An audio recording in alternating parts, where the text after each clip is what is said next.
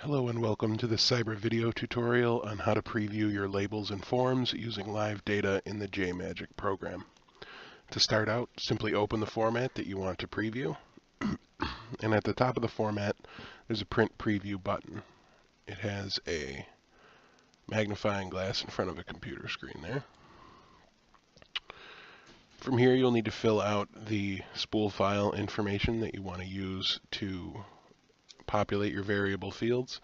It is also possible to use label files in order to populate these fields. However, since we're set up with variable fields that are mapped to spool files, it'll bring up this Work with Spool Files page.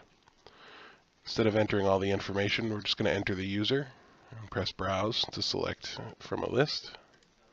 Press OK, and then we'll hit Preview.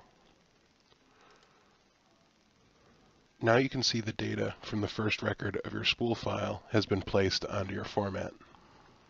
Also, you'll notice a little control window here that will allow you to page through the different records of your spool file to see that each one meets the requirements and nothing is out of place. That concludes this tutorial. Thank you very much.